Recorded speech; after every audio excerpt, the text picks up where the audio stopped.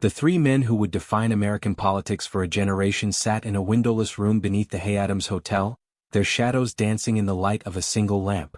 It was September 15, 1960, less than 2 months before the election that would send one to the White House, leave another plotting his comeback, and position the third as the conscience of American conservatism. But on this night, John F. Kennedy, Richard Nixon, and Barry Goldwater were not rivals. They were co-conspirators in a pact that would bind them until death. "Gentlemen," Kennedy began, his Boston accent cutting through the cigarette smoke, "we all know why we're here. The real enemy isn't in this room. It's out there, pulling our strings, trying to control whoever wins in November. If you want to know about the secret alliance that shaped American history, subscribe now and comment. Do you believe political rivals can truly protect each other?" Nixon, sweating despite the cool temperature, loosened his tie. "Jack's right. I've seen the files. Hoover has dirt on all of us. The mob thinks they own the Democratic Party. The military-industrial complex assumes I'm their boy. And Barry here is the only one they think is too principled to control. Which makes me the biggest target if I ever get close to real power," Goldwater added, his Arizona drawl a counterpoint to the other men's polished political voices. "So what are you proposing, Jack?" Kennedy pulled out a single sheet of paper.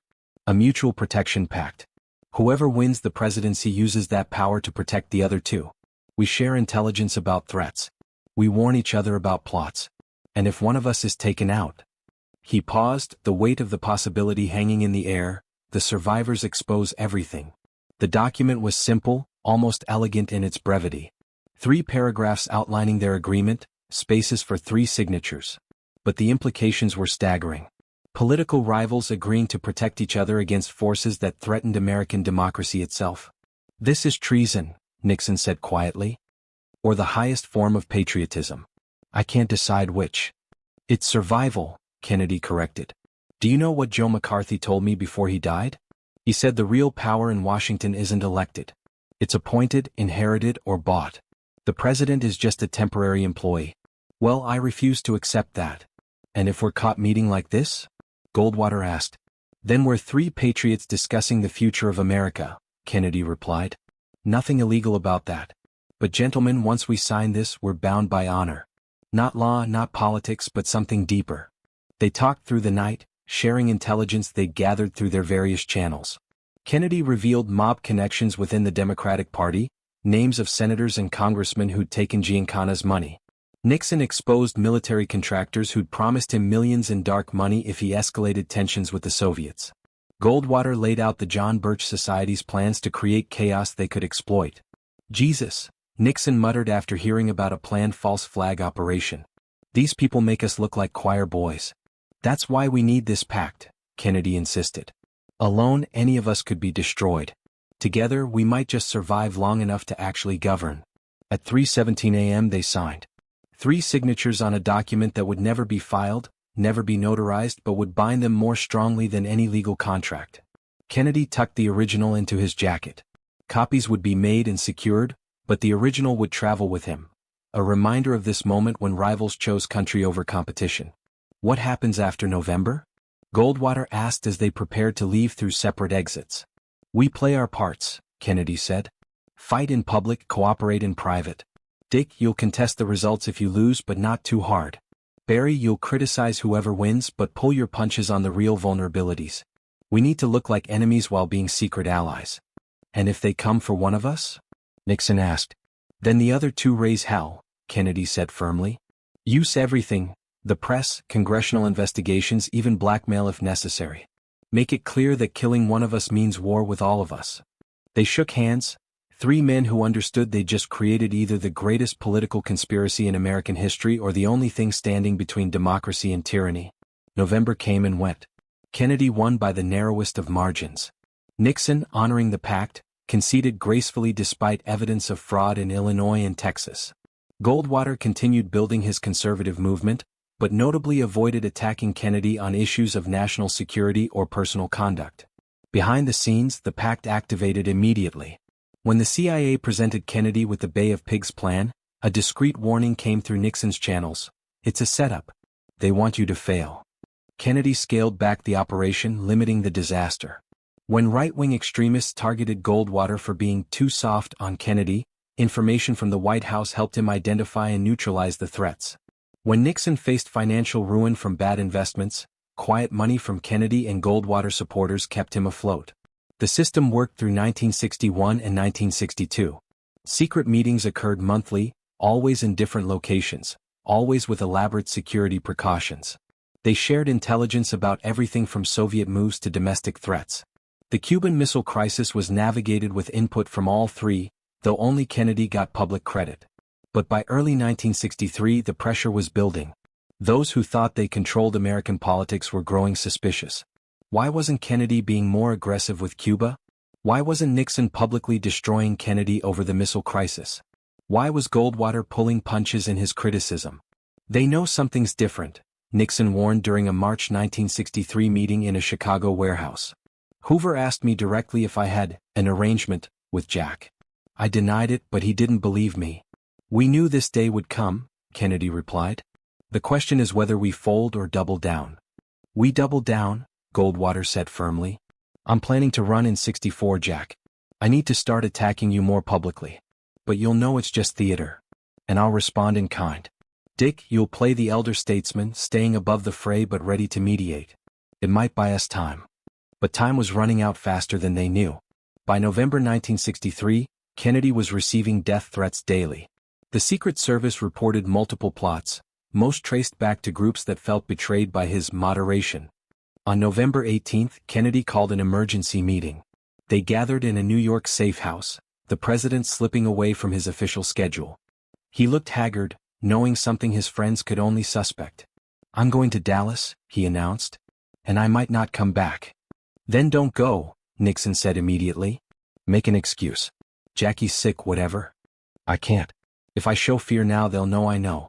Besides, this might be our chance to expose them. I'll be bait. That's insane, Goldwater protested. Maybe. But I've made arrangements. Something happens to me, you two need to work together. Dick, you have the connections to investigate. Barry, you have the credibility to go public. Together, you can expose the whole rotten system. Kennedy pulled out 2 envelopes. Everything I know is in here. Names, dates, connections. Don't use it for revenge, use it for justice. And whatever happens, protect Jackie and the children. Jack, Nixon began. Promise me, Kennedy interrupted. Both of you. Promise you'll work together. They promised. 3 days later, Kennedy was dead in Dallas. The immediate aftermath tested the pact to its limits. Nixon and Goldwater met secretly the night of the assassination, both men shattered but determined. They opened Kennedy's envelopes, finding detailed intelligence about the plot he'd seen coming, Johnson's complicity, CIA involvement, mob connections.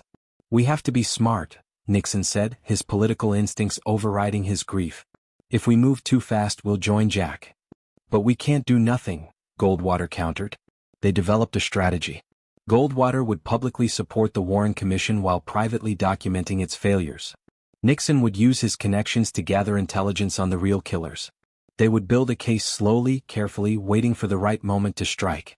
The moment almost came in 1968. Bobby Kennedy's run for president offered an opportunity to bring family credibility to their cause. Nixon and Goldwater secretly met with Bobby, sharing some of what they knew. But Bobby was too emotional, too obvious in his intentions. When he died in Los Angeles, the message was clear. The killers were still active, still powerful. Nixon's presidency became an elaborate dance of investigation and survival. Using presidential powers, he ordered secret investigations into Dallas, had the CIA files reviewed, even bugged offices of those suspected in Kennedy's death. But every move was watched, every investigation leaked or sabotaged. They're always one step ahead, Nixon told Goldwater during a secret meeting at Camp David in 1971. It's like they know what I'm going to do before I do it. Because they do, Goldwater replied. Someone in your inner circle is feeding them information. You need to clean house, Dick. But Nixon was too paranoid, too compromised by his own schemes to effectively fight back. Watergate, in many ways, was a trap. Nixon's enemies knew his weakness for political intelligence and exploited it. When he fell in 1974, a significant part of the investigation into Kennedy's death fell with him. They got me, Barry, Nixon said during his final days in office. But I've hidden copies of everything. Swiss banks, offshore accounts, places they can't reach. Someday when it's safer. Goldwater, now the last survivor of the Pact, carried on alone. Through the Ford and Carter years, he quietly investigated, collected evidence, built networks of trusted allies. But he also learned the art of patience. The killers had won the first round, but the war wasn't over. In 1978, the House Select Committee on Assassinations offered new hope. Goldwater carefully fed them information through intermediaries, pointing them toward evidence of conspiracy. Their conclusion, that Kennedy was probably killed as part of a conspiracy, vindicated what the three men had known all along. The 1980s brought new challenges and opportunities. Reagan's presidency, with its conservative revolution, gave Goldwater more influence. He used it to protect remaining witnesses, to preserve documents, to keep the investigation alive in subtle ways. Nixon, in exile in New Jersey, continued his own efforts. The disgraced president became an unlikely researcher, using his forced retirement to dig deeper into the connections between Dallas, Watergate, and the shadow government all three men had tried to fight. They met one last time in 1992, two old men in a world that had largely forgotten their pact. Nixon was rehabilitating his image. Goldwater was the elder statesman of conservatism. But in a hotel room in Phoenix, they were again the conspirators of 1960, bound by a promise to a dead friend. "We failed him, Barry," Nixon said, his voice heavy with 3 decades of guilt. "No," Goldwater corrected. "We survived. That's what Jack wanted. We lived to fight another day, even if that day never quite came. What about the evidence? What about justice? Justice will come, just not in our lifetime.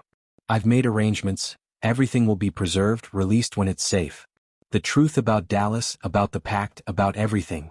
Nixon died in 1994, taking many secrets to his grave but leaving behind a cryptic comment to his aide: "Barry knows. When the time comes, Barry knows." Goldwater lived 4 more years, the last guardian of the Pact.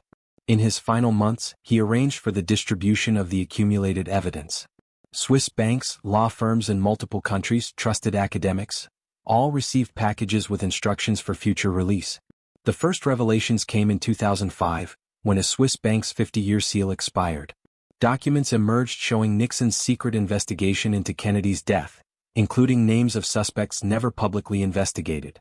More releases followed, 2010, 2015, each adding pieces to the puzzle. But the full story of the Pact remains hidden, scheduled for release in 2035, 75 years after it was signed. When that day comes, the world will learn. The complete text of the 1960 Pact transcripts of the three men's secret meetings evidence they gathered about Kennedy's assassination, Nixon's real reasons for the Watergate break-in, searching for Democratic files on Dallas, Goldwater's 40-year investigation records, the names of those who ordered the killings of both Kennedys. The Hay Adams Hotel still stands, though the underground room where they met has been walled off, officially for structural reasons. But maintenance workers report strange sounds, 3 voices in heated discussion, the scratch of pens on paper, promises being made in the darkness. Some say it's just the hotel's ventilation system. Others believe it's an echo from 1960, when 3 rivals chose brotherhood over ambition, creating a pact that would define their lives and deaths. The room remains sealed, like the secrets it witnessed, waiting for the day when America is ready to learn how its leaders tried to protect each other from forces more powerful than any election.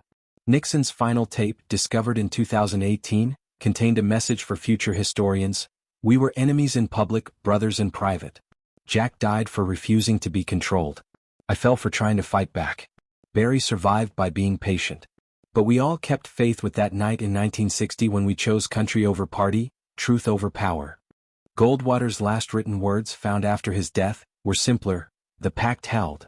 Today, as America grapples with new conspiracies and divisions, the story of the Kennedy-Nixon Goldwater Pact offers both hope and warning. Hope that even bitter rivals can unite against common threats.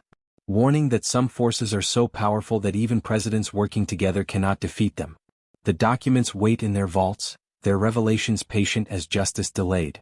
When 2035 arrives and the full truth emerges, America will finally understand the secret alliance that tried to save democracy from those who would corrupt it. 3 men, 3 signatures, 1 promise: to protect each other and the nation they served, even unto death. Until then, the Pact lives in whispers and fragments, a reminder that in the shadowy world of American power, sometimes your greatest enemy is your only true friend, and sometimes the most bitter political battles hide the deepest brotherhoods. The countdown continues. The truth waits. And somewhere in whatever afterlife awaits American patriots, Kennedy, Nixon, and Goldwater meet still, their rivalry transformed into eternal alliance, watching as their long-held secrets prepare to reshape history's understanding of their time.